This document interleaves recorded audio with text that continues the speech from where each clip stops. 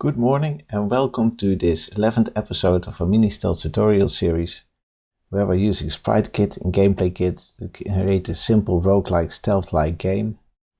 And today we're going to focus on visibility cones. We're going to improve the visibility system to make it a bit more interesting to interact with as a player. And we'll do so by basically limiting the field of vision to a certain direction, and in particular for the enemies. So we want an enemy to only be able to sort of look forward and a bit to the side. In this way we can make sure that it matters which way the enemy is facing, and we can use the same logic, for instance, to implement security cameras and so on. We'll only implement visibility cones for the enemies. The players will still be able to view all around, and this makes it a bit more playable for the player, but it also allows us to give the enemies a much larger view range, because we can still predict where they're going and make sure that we're sneaking up on them from behind, for instance. And the cool thing is, in our game it's actually really simple to implement this, because as you remember, we implemented visibility using shadow casting, and the shadow casting algorithm works by dividing up the field of view into 8 different slices. I think we called them octants in the source code. And while we right now, for both the player and the enemies, look through each octant to determine visibility, what we of course can do is only calculate visibility of a few of these octants.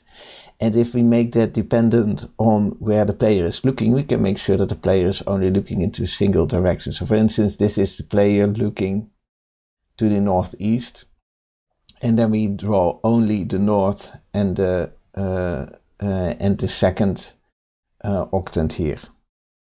We just need a way of translating a specific heading into the slices of octants that correspond to that heading. So that's just what we're going to do.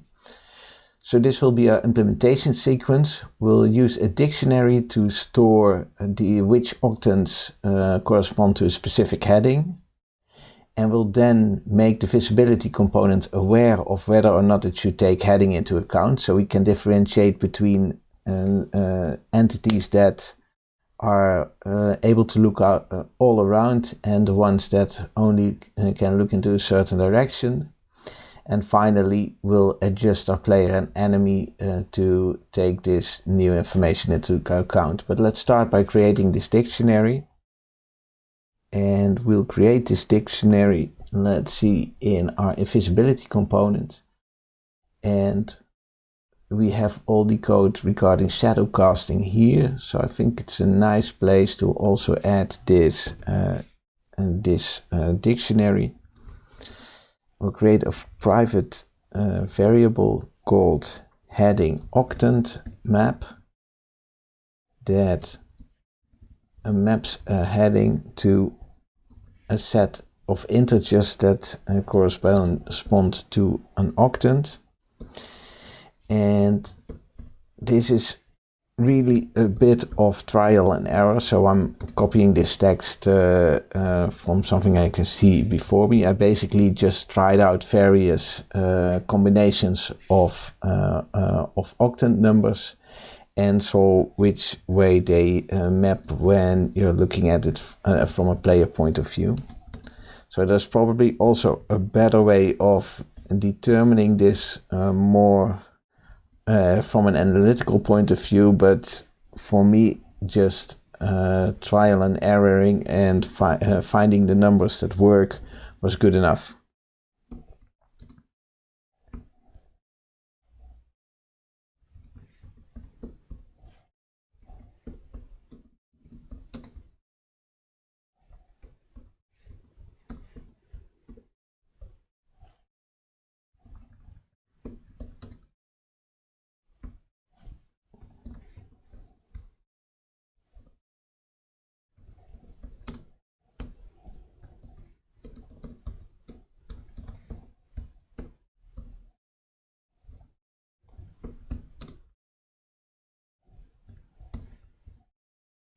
Let's see, so this should be it. We should have 8 entries now, and we have north 3, 4, northeast 2, 3, east 1, 2, northeast 0, 1, south 0, 7, southwest 0, 7, 6, west 5, 6, and northwest 4, 5. Of course, there is a pattern there.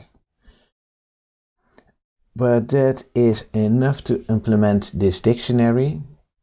Then we're going to make our visibility component aware of whether or not it should take heading into account. And we'll do so by introducing a new property called heading relevant. And this will be a bool. And we'll set it in the initializer. So we need to add it here as well.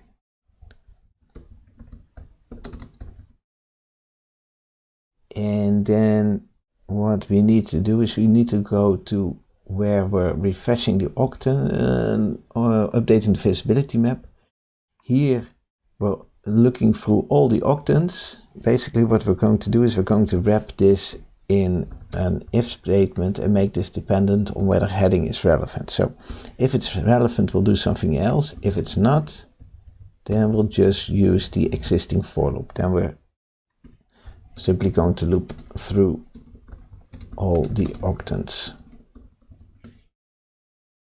If the heading is relevant, then what we'll do is we'll take our heading octant map and we'll find the entity's heading.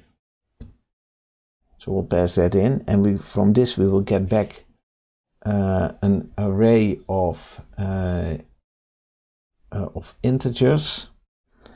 So what I want to do is I want to loop through each one, and we'll get an octant index in, and then we'll refresh the octant in our map with the octant index that we just got in the array. So this should make it now possible. This should now make the visibility component distinguish between those where a heading is relevant and those where it's not relevant. The final step is to adjust the player and the enemy to take this into account. So we'll go to the world and we're creating our players here.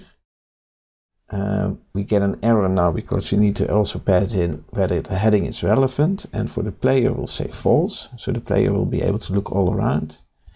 But for the enemies we'll say it is relevant, and this also means that we can increase the vision range again, say to 7 or so. And I think we should now be able to run our project. So for our player itself, nothing changed. To make it a bit more visible what's happening for the enemies, let me just do a very quick thingy. Here we'll say we'll force our game to view the world from an enemy's point of view. You can see this enemy here now is looking in this direction, and look, and is changing direction. It's changing direction, and you can see that the enemy can only look to the front, but not to the to what's behind it.